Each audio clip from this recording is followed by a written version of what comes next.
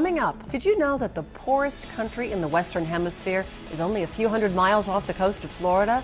We traveled to Haiti with a group of American doctors, surgeons, and nurses who've dedicated 1 week of their time to bring essential life-saving surgeries to those who would never have received this care. And you won't believe the conditions in which these surgeries are performed. Right after these messages.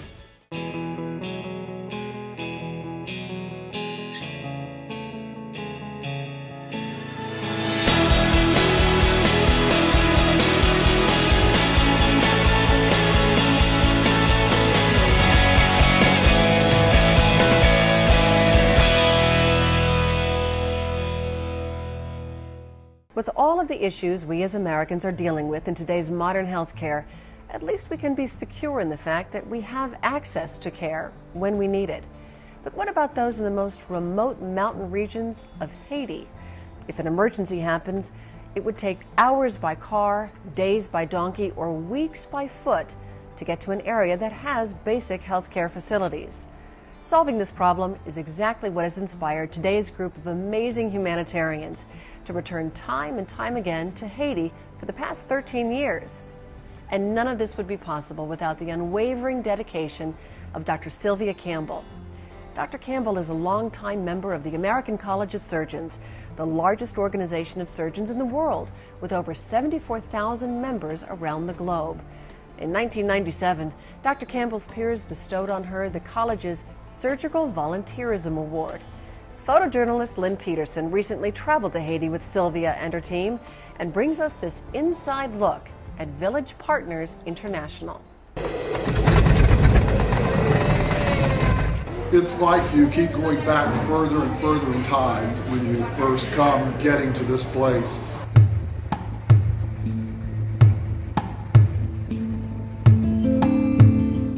Bob and Crochu's in the northeast part of Haiti, so we fly in these planes. For those who haven't flown in small single-engine planes before, that's something of a dramatic experience, and planes that you hope and trust are maintained by these pilots running them. You land in Pinyon, which is, as an airfield, but it's a grass airfield. They actually have to buzz the airfield to try to drive donkeys or oxen off the field first.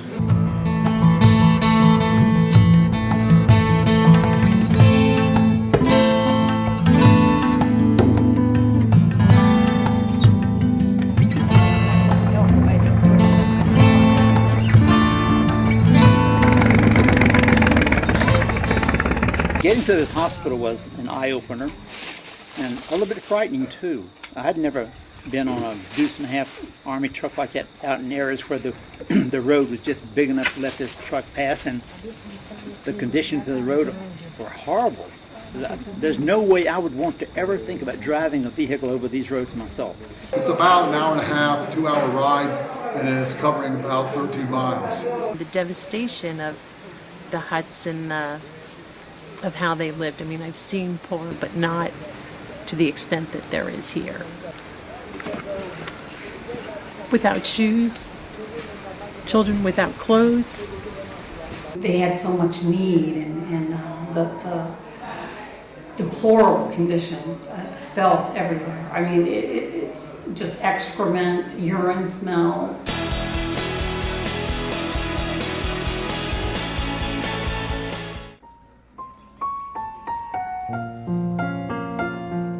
The villagers of Crochu, Haiti live a simple, almost primitive life. Little to no electricity. The only source for clean water is this village well, which means several trips daily hauling water by foot. Their only chance for survival is living off what the land can provide. Life in rural Haiti is a constant struggle for survival.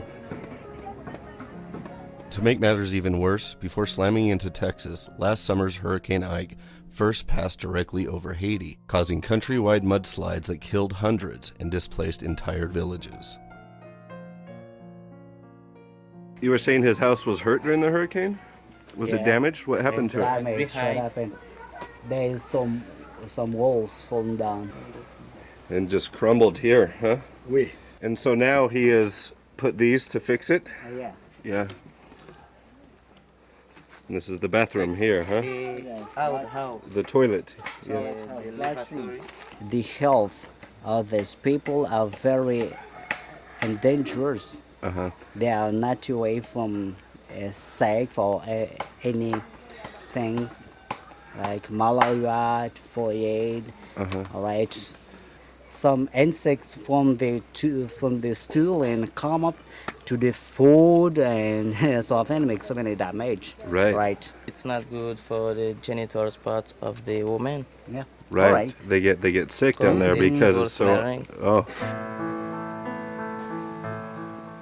From this man's house, there's about a 30-minute hike past the river, up steep mountain pass, and through thick bush to reach his mountainside farm. Here he tells me that he grows rice, beans, petty meal, and corn, but because of this year's hurricane, he tells me that he has lost more than 50% of his crop. And with winter approaching, he fears not having enough food to last the winter, enough grain to mill for bread or anything extra to sell at market.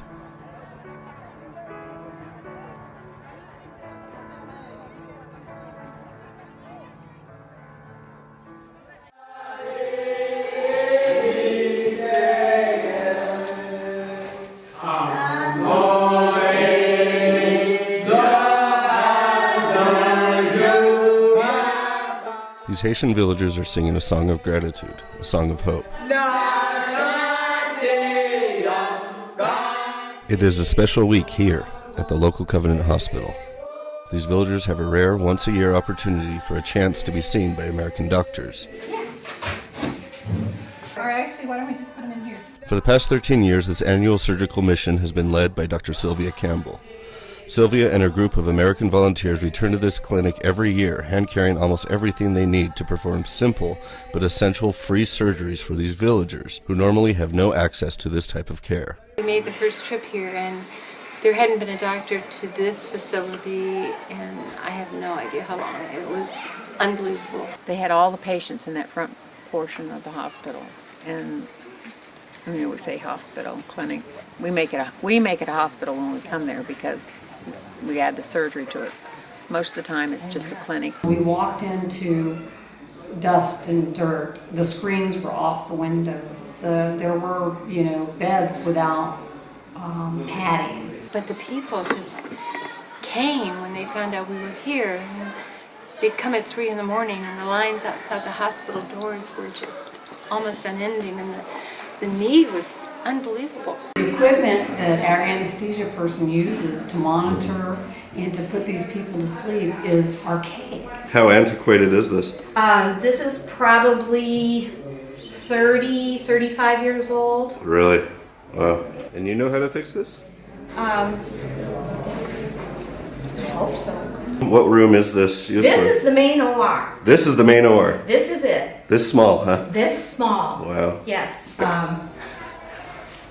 Yeah. Coming up, we'll meet one young mother whose life will permanently change as she confronts unthinkable choices. You won't want to miss this, and it's right after these messages.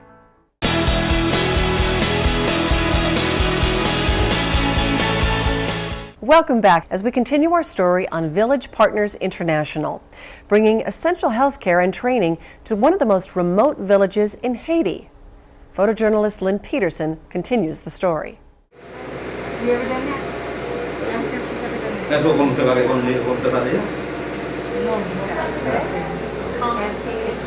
The mission of these doctors is not only to diagnose and perform surgeries, but more importantly to provide these young Haitian medical students the opportunity to work in a hands-on environment. Tell me about this patient. She comes for lumbar pain, headache, 2 months ago. And the rest of the year, when the American doctors aren't here, this clinic has only one part-time doctor. He works with very limited resources for a salary that in the States is barely minimum wage. Some of the most common illnesses we see here are skin disorders, gastrointestinal disorders, and some of the most common complaints we hear is dizziness, and everybody has stomach pain. Over there is malaria, and especially malnutrition and heart failure. Talk to me about working with Dr. Ziggy. What do you think about him? It was very nice. Yeah? Very nice, a lot of experience, a lot of things to know. He's very good. Uh-huh. Very kind, and he like to share with you.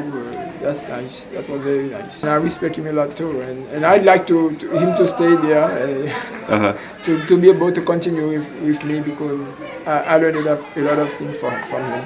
But not everyone on this mission has a medical background. Sylvia's sister Terry is a school teacher, but here, my role is support. I'm the one who says, drink, sister, eat, sister, and I'm the one who can kind of go get stuff when they need stuff. Reverend John de Bevois is a Presbyterian minister from Florida. They repeatedly report to me that the presence of a pastor and the team itself is a sign to them that they are not forgotten by God. It's also a good role for a glorified orderly. You know, they need somebody to help carry boxes, to hand forceps, to sit with patients in the recovery room, to make sure they don't roll off the gurney. And this is Jeannie's husband, Al. I'm not a medical person at all. I was a chief financial officer of a steel company. And I go as a helper, that's all. And they tell me what to do, and I try to do it. Wow. But I don't do any real medical things at all. That would be disastrous, I'm afraid. But I can watch patients after the surgery, watch the monitors. I know what to look for and things like that. And I know when to holler for help. Right, that's important. Hey, Jeannie. Most of the surgeries being performed on this mission are simple procedures, like repairing hernias and hydroceles. And for Jeannie, Maureen, and Sylvia, the surgeries continue with little complications. That is until an unexpected, emotionally challenging case is presented to these surgeons. Ask the patient if she has any questions for the surgeon. Sylvia, tell me again, what's her diagnosis? She has a very large breast cancer that she's had for 2 years. You don't have equipment here to do a mammogram or whatever, do you? You can tell by physical exam. Really?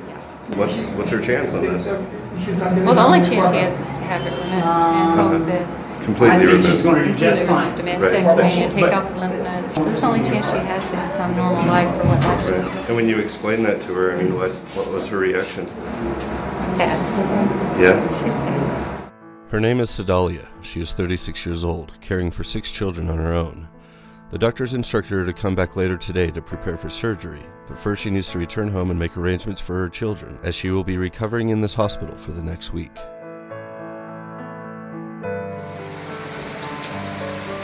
But the day grew long, the rain started falling, and there was no sign of Sedalia. The physicians were all preoccupied with other patients, and I was beginning to worry, so I asked one of the locals if he could take me to her house. Where does she live? Which house? Did she get wet in this rainstorm? Yeah.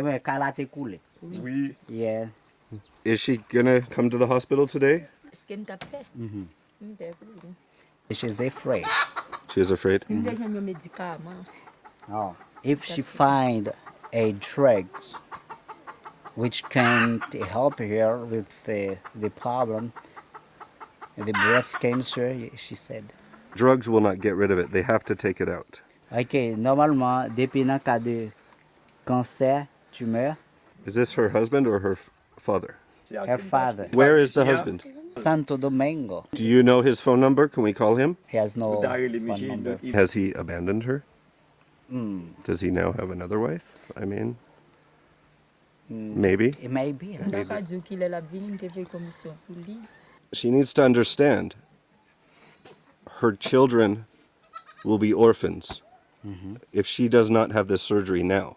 And if money is a problem, she should come anyways. I will pay for it. Fait opération pour son pas payer l'argent, même pas au médicament. Tell her I will give her right now $20 American if she will come. Right here. $20. Let's go. We have to go. Yeah. Okay. You feed your family with it though. Tell her. Okay. And so we started our hour-long hike back to the hospital.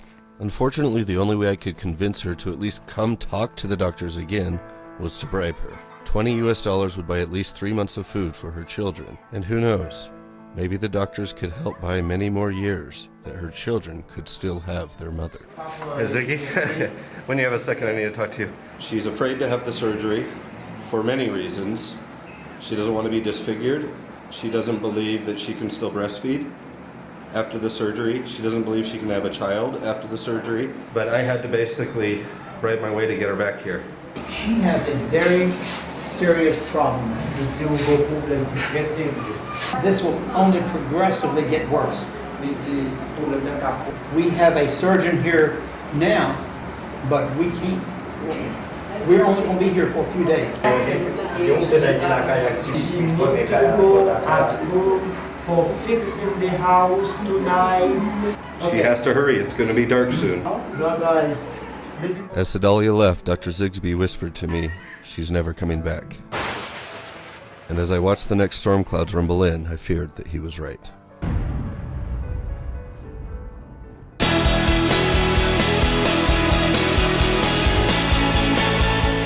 Welcome back as we conclude our story on Village Partners International, performing life-saving surgeries in the village of Montbin-Crochu, Haiti. Before the break, we introduced you to a young mother named Sedalia who's faced with the most horrific of choices. She's just been diagnosed with advanced breast cancer, and a radical mastectomy is her only slim option for survival. But fears of the unknown, fears of not being able to breastfeed her children, and fears of mortality have prevented her from allowing these American doctors to help. Photojournalist Lynn Peterson concludes this story in Haiti.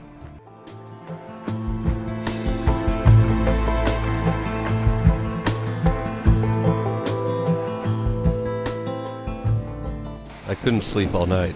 Torrential rains, lightning, and thunder echo from outside. My head was spinning with thoughts of what else could I have done to convince Sedalia to have this surgery. And I wasn't the only member of this group who suffered a restless night. Volunteer Terry Deal's journal described it best. She is a beautiful woman, 36 years old with 6 children, and her biggest concern was not her cancer, but how she would feed her baby. She told us that she feeds her baby with her good breast. That's probably why the cancer is so big, my sister said. The estrogen hormone produced when breastfeeding advances the cancer. Did anyone tell her that she will die much sooner if she continues to breastfeed? I stared at the ground. There was never a question that she would die. Later, at breakfast, we heard the word that she had decided to come back to the hospital for surgery. A lot of people had a lot of play into that, making her make, for us, the right decision to extend her life. And the amount of despair that she had and hopelessness the day of the surgery. The trust it must have taken for her to come and let us do what was necessary to make her life a little bit better and easier. I don't know that I can imagine that. And I'm just glad that we can be here at this time to help her through that. Later, I watched my sister remove her breast and lymph nodes. As they proceeded with Sedalia's surgery, in the waiting room there was another young girl who caught my eye. I heard Lynn's voice. "Terry, do we have any milk? There's a baby out here who's severely dehydrated and has worms." The baby girl, a toddler really, was so bloated that her skin had split along her legs and arms, leaving dead, black, paper-thin flaps that peel back from open, oozing wounds. Her eyes were nearly swollen shut, her cheeks unnaturally puffed, her belly deceivingly full. She was too weak to cry. "I can't get her to eat anything," said Lynn, his journalistic persona put aside. The mother instinct in me took over, and I crumbled the bread into tiny bits and pushed them into her mouth with my fingers. She began to move her lips, eating the bread, and then drinking sips of milk I had mixed in my water bottle. We found out that this baby, along with 3 other siblings, had been abandoned by her mother. The aunt, who was caring for them, had children of her own. It was clear that she hadn't invested much hope that this little girl would live. I just stared back, unable to speak. I turned my head to hide my tears. She couldn't even eat, couldn't sit up. And then today when we were walking out of the hospital, her aunt was holding her hand, and she had her legs all wrapped up because of the sores that we treated. and she was walking down the hall. What a poignant thing, the woman with breast cancer, and how hard it was for her to have her surgery. And then to see her now, where she has hope, and her eyes are alive again. I mean, that's an incredible gift to me. How hard is it to perform your surgeries to save a life, but then even in post-op they don't have food? Wouldn't nutrition be an essential element of recovery? I mean, how hard is that just for you to know that you've done your job, but you can't feed them all, you can't do it all? No, but you do what you can. Mother Teresa said, when asked how she could take care of a crowd, she said, when I look up I don't see a crowd. I see one person, and I help that person, and I help the next and the next, and then when I look up the crowd is gone. You know, we can't feed Haiti. Maybe we can get some food to one child, one family. Maybe we can help them get through a time that will allow them to move to a place where they can be better.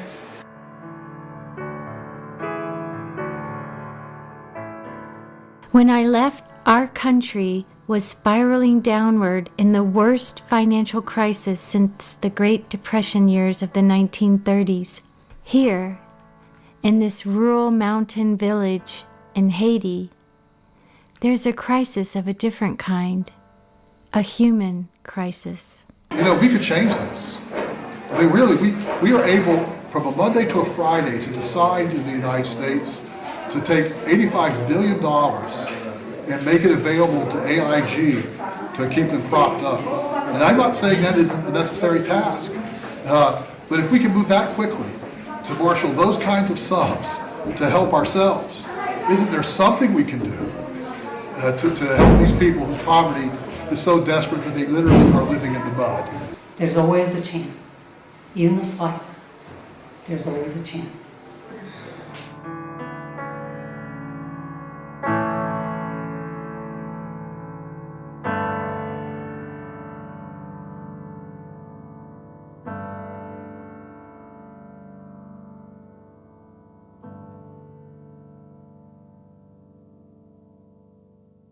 Thank you, Dr. Campbell, and to your amazing team of volunteers. And of course, thanks to photojournalist Lynn Peterson for going well above and beyond his journalistic call and helping to persuade young Sedalia to make the right choice. Our prayers are truly with you for a healthy recovery. And if you're inspired and you'd like to learn more, log on to our website and search keyword Village Partners International. I'm Kimberly Perkins. Thanks for watching, and thanks for caring.